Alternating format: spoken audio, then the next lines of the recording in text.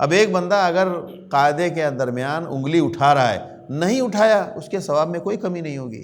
اگر وہ حرکت دے رہا ہے کوئی مسئلہ نہیں، اگر وہ کر کے چھوڑ دے رہا ہے کوئی مسئلہ نہیں ہے۔ یہ اتنا بڑا ٹاپک ہی نہیں ہے۔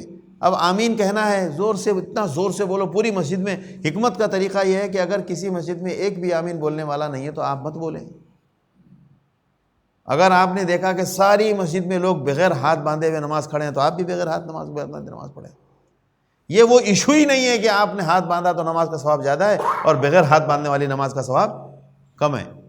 یہ تربیت بہت ضروری ہے، اور الحمدللہ ہم لوگ کے دروس میں پابندی اس طرح کے موضوعات پر بات ہوئی ہے۔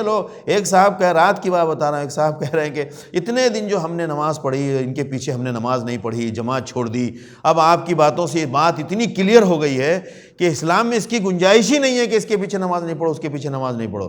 تو بات کر کے اب ان نمازوں کا کیا ہوگا؟ میں نے کہا ان نمازوں کا کیا ہوگا؟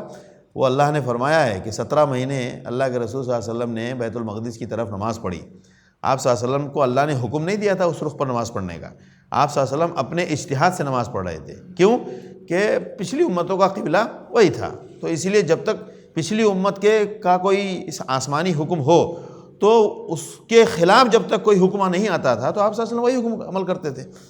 تو اب 17 مہینے کے بعد جب قبلہ ادھر ہوا تو آپ صلی اللہ علیہ وسلم، صحابہ نے پوچھا یا رسول اللہ ان نمازوں کا کیا ہوگا؟ ہم نے جو 17 مہینے نماز پڑھی، اس بیچ میں کچھ لوگوں کا انتقال بھی ہو گیا، تو ان کی نمازوں کا کیا ہوگا؟ تو اللہ نے کہا بھائی تم نے نبی کی پیروی کی نا، اگر وہ غلط ہوتا تو ہم پہلے ہی دن بتا دیتے، لہٰذا جس نے جس طرح نماز پڑھی ہے اس کی نماز ضائع نہیں ہوگی۔ قرآن میں اللہ نے فرمایا وَمَا كَانَ اللَّهُ لِيُضِيعَ إِيمَانَكُمْ، آپ نے ایمان کے ساتھ جو کچھ بھی آپ نے عمل کیا ہے وہ ضائع نہیں ہوتا ہے۔ جب ہمارے بات میں سمجھ میں آ گئی، سمجھ میں آنے کے بعد بھی اگر آپ الٹا کریں گے تب تو گناہ ہوگا، بالکل گناہ ہوگا۔ یہ باتیں میں اس لیے کہہ رہا تھا کہ مطلب ہماری امت کو لیول ہمارا اوپر جانا چاہیے۔ ہم خود بھی جیسے ایک چھوٹا سا ٹیلر ہے، وہ ٹیلرنگ دکان شروع کرتا ہے، ظاہر سی بات ہے ٹیلرنگ والوں کے مطلب جو ٹیلرنگ کا کام ہے وہ ایک پیشہ ہے، ایک پروفیشن ہے، اس میں بہت زیادہ دماغ کی ضرورت نہیں ہے، لیکن جب وہی 20 سال پرانا ہو جائے تو اس کی حیثیت اور ایک بندہ جو 2 سال سے کام کر رہا ہے دونوں برابر ہوں گے؟ نہیں ہوں گے۔ اس کا کٹنگ میں ہاتھ صاف ہو جاتی ہے، اس کی سلائی میں اس کا نیا تجربات ہو جاتے ہیں، بہت سارا کچھ اگر سیکھنے والا ہے تو، اور نہیں سیکھنے والا ہے تو خرے عیسیٰ مکہ روت چوب باز آیا دھنوس خرباشت، عیسیٰ کا گدھا اگر مکہ جائے واپس آئے گا تو بھی گدھا ہی رہے گا، تو وہ تو ایک الگ بات ہے۔ لیکن اگر کوئی ذرا سا بھی سینس رکھتا ہے تو اس میں تبدیلی آئے گی۔ تو اسی طرح عام مسلمان ہمارے جب دروس میں بیٹھیں تو ان کی سوچ میں امپرومنٹ ہونا چاہیے، ڈیولپ ہونی چاہیے سوچ۔ کیوں؟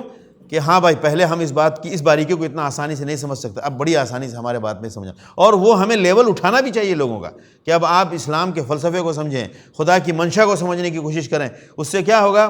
جب ہم اس تمام باتوں کے سمجھنے کے بعد جب ہمارے اندر ایک معرفت آتی ہے، اس معرفت کے بعد جب ہم کوئی کام کرتے ہیں تو اس کام کا گریڈ بہت اوپر جاتا ہے، اس کام کو اللہ کو یاد کرنے کا پھر اجر دوسرا ملتا ہے۔ کیوں؟ ہم اس کے پیچھے لگے ہوئے ہیں اور اتنی وسعت کے ساتھ ہم دین کو سمجھ رہے ہیں۔